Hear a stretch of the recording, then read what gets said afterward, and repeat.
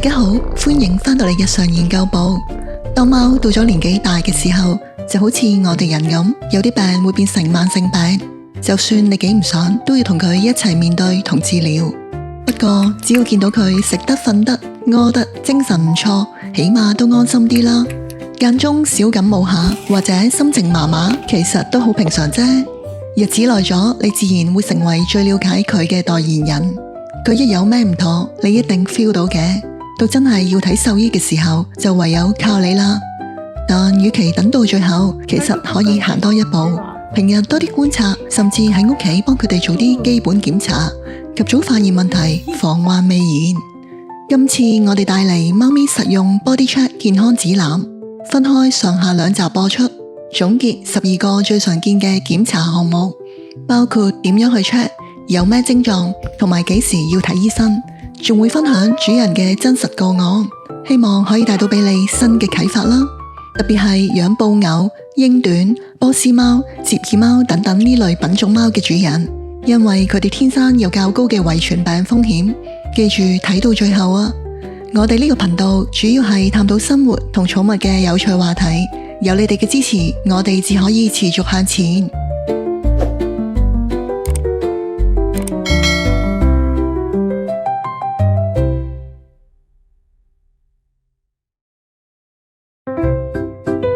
入正題前，想提一提，主人平時喺摸貓或者幫佢梳毛嘅時候，不妨順手檢查埋佢哋嘅身體，等佢慢慢習慣你咁做。記住，每次檢查完都要俾啲零食獎勵佢㗎。口腔及牙齦檢查，平時可以用輕力掀開貓嘅嘴角，睇下牙肉係咪健康粉紅色，有冇牙石、潰爛或者甩牙。特別係波斯貓同異角短毛貓，因為顎骨嘅結構關係，牙齒會容易生到好逼，所以更加要注意定期檢查。如果牙肉變到好紅、甩牙或者出血，就可能係牙齦發炎。如果有口臭、帶尿味嘅話，好多時都同腎衰竭有關。至於口腔潰爛，就可能係腎病、免疫系統疾病或者由癌症而引起。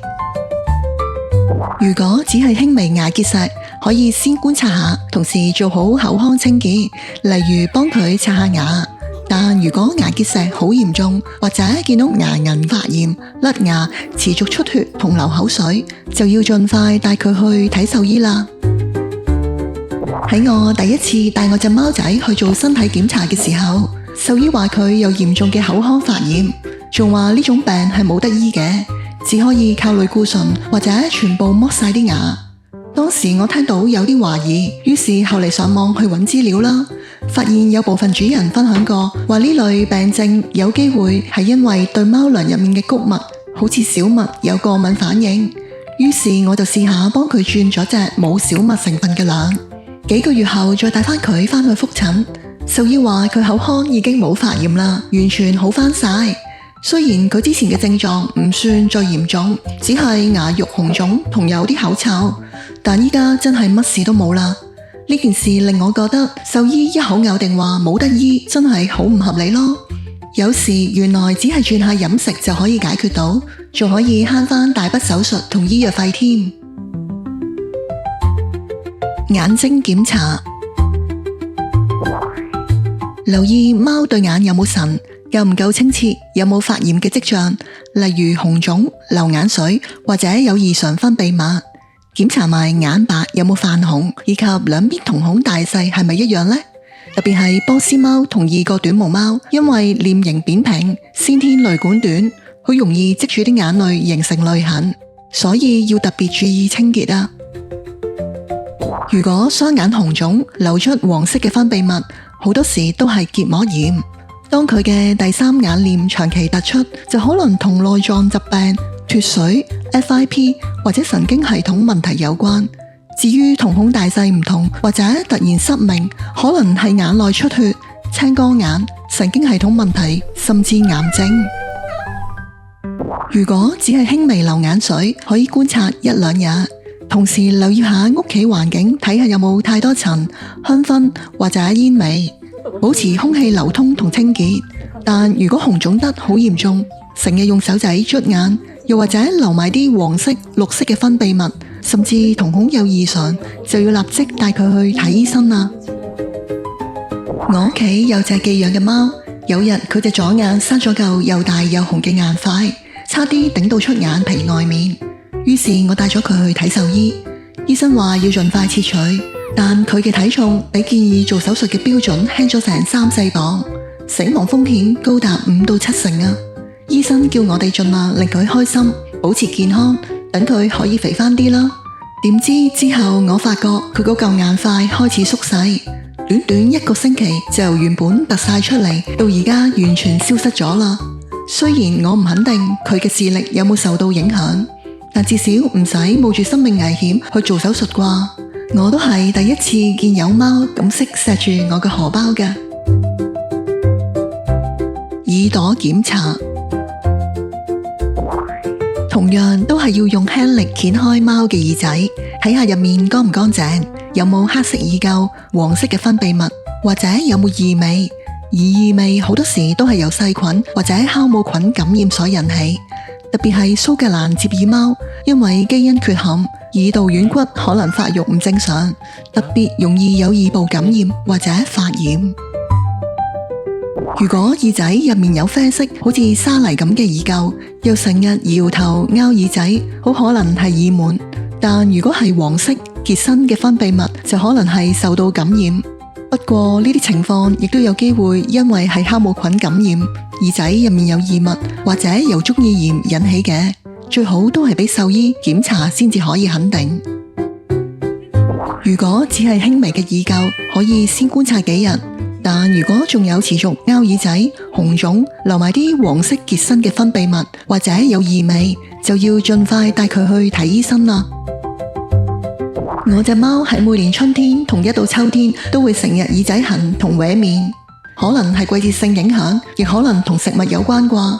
我試過閂埋晒啲窗，將鞋收埋喺出面，又整咗個空氣清新機，感覺都有啲幫助嘅。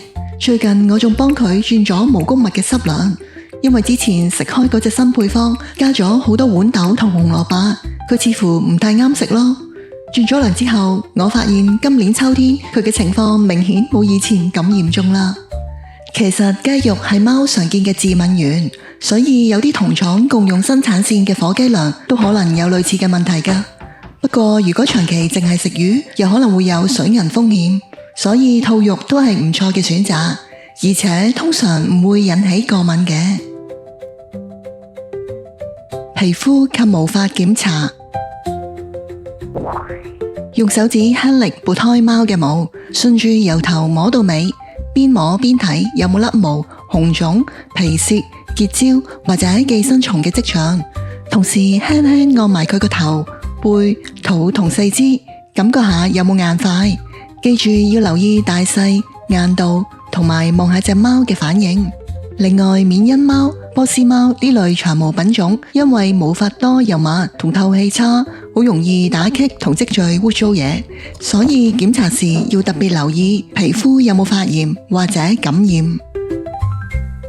如果發現有硬塊，而且喺幾個星期內好快變大或者變硬，就有機會係癌症。如果見到圓形嘅甩毛禿位，就好大機會係貓癬呢類真菌感染。如果係局部一笪笪嘅禿位，又紅又痕，有時仲會結焦，就可能係過敏或者寄生蟲而引起。如果只係輕微脫毛或者有細粒嘅紅點，而且冇擴散同惡化，可以先觀察1至2個星期，順便改善下環境衛生。但如果期間一旦見到情況加劇，或者有腫塊變大、變硬、變色、潰爛或者痕癢持續，就要盡快帶佢去睇醫生啦。我有隻13歲嘅老貓，上年鼻梁生咗嚿硬塊，體重一路係咁跌，獸醫話懷疑係罕見嘅淋巴瘤。後嚟屋企收養咗2隻貓仔，佢慢慢都跟佢哋轉埋食幼貓糧。點知自從轉咗糧之後，體重就開始穩定翻。食咗1個月後，成嚿硬塊竟然消失埋，仲生翻好多毛添，體重完全恢復正常啦。連獸醫都唔明點解會咁咯。之後我先知有啲醫生會建議生癌嘅貓轉食幼貓糧，因為高熱量、高營養可以幫佢哋補充能量、改善胃口。但話呢個始終只係輔助，唔係直接對付癌症嘅療法嚟㗎。指甲及肉墊檢查，留意指甲有冇過長、到生或者斷裂。至於肉墊就要睇下有冇裂口、紅腫、異物或者硬塊。特別係蘇格蘭折耳貓，因為軟骨發育異常，行路時可能因為關節痛而行到跛下咁，造成指甲或者肉墊壓力過大，就要特別留意啦。如果見到肉墊有紅腫，或者佢行路唔係太自然，可能係因為感染。如果肉墊變到好蒼白，就可能同貧血有關，亦有部分癌症會間接令到貓引起貧血。如果指甲過長，可以適度修剪。肉墊有輕微紅腫，或者行起路有少少唔自然，可以先觀察1個星期，同時保持環境衛生。但如果情況持續加劇，肉墊甚至有破損、流膿，或者顏色變到好蒼白，就要盡快帶佢去睇獸醫啦。當初剛啱養貓嘅時候，我哋係用緊普通嘅礦物貓砂嘅，點知後嚟佢出現尿道感染同膀胱阻塞，仲發現肉墊又乾又裂，所以最後咪試下轉用天然嘅小麥砂。後嚟我就開始間唔中幫佢喺肉墊度搽少少椰子油，因為我住嗰度冬天天氣好乾噶，每次我對手乾到裂咁滯，佢嘅肉墊都係一樣。一開始我會等佢瞓着咗先幫佢搽，因為佢最憎人掂佢對腳咯。椰子油對貓相對安全嘅，就算佢舔腳都冇問題。而家天氣雖然冇咁乾，但只要見佢嘅肉墊鞋鞋地，我都會幫佢滋潤下，順便令佢習慣下俾人掂隻腳咯。剪指甲都容易啲啦。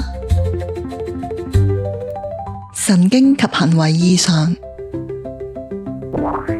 留意貓有冇突然係咁震、暈低、成個頭歪埋一邊，或者行路歪嚟歪去好唔穩咁。觀察發作嘅模式同時間持續咗幾耐。另外要特別留意阿比西尼亞貓、暹羅貓呢啲品種，因為遺傳性神經病或者代謝問題，比較容易出現癲癇或者異常行為。而緬因貓、波斯貓都有機會因為血統問題增加神經系統疾病嘅風險。如果貓突然全身抽搐，例如四肢僵硬、流口水、失禁同失去意識，持續幾秒到幾分鐘，就係癲癇發作嘅典型徵兆。至於淨係局部性抽搐，只係影響塊面、其中一隻腳，又或者背部肌肉，時間短得嚟，而且仲保持清醒，就可能係輕微嘅癲癇。但如果呢啲情況只係喺食嘢前後發生，又或者同時有嘔吐，就好大機會只係腸胃唔舒服或者肌肉抽筋，而唔係神經病變。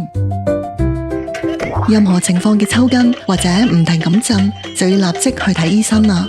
特別係如果發作持續超過2分鐘，喺短時間內反覆出現，或者同時出現好眼瞓、冇晒精神、呼吸困難等症狀，記得用電話拍低發作嘅過程，記低持續咗幾耐、幾多次，同埋嘗試諗下有冇咩特別嘅觸發原因。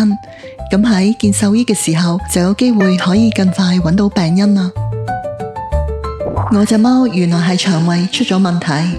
我哋之前仲一直以為佢係癲癇發作，連獸醫同神經科醫生都係咁諗，但最後發現呢種情況其實係反胃或者間中會嘔咯。差唔多3年每日都發作，我哋唔停咁揾原因，終於發現係同腸胃病有關，可能係 IBD、IBS 或者胃酸倒流。最初獸醫開咗減胃酸嘅藥俾佢食，都叫做有啲幫助啦。後嚟我哋改咗胃處方腸胃嘅罐頭，每隔幾個鐘俾佢食少少，效果好明顯啊！最後啲症狀完全消失晒。最後要留意，貓對我哋嘅情緒同壓力好敏感噶，所以盡量保持正面樂觀嘅心態，平時多啲同佢哋傾下偈啦，唔好因為過分擔心，反而令佢哋太大壓力。雖然貓有時睇落好脆弱，但佢哋嘅生命力絕對可以超乎我哋想象。睇到呢度，下集我哋會同大家傾下點樣喺貓嘅細微動作入面推測佢哋係咪忍緊痛定係好唔舒服啊！仲會繼續分享其餘6個對佢哋健康同樣重要嘅檢查項目，記住千祈唔好錯過啊！歡迎分享交流你嘅諗法同經歷，每個留言對呢個頻道嚟講都係無價，仲有機會真係幫到其他主人添。記得訂閱我哋嘅頻道，按讚同多啲向身邊中意貓貓嘅人分享。多謝你睇到最後。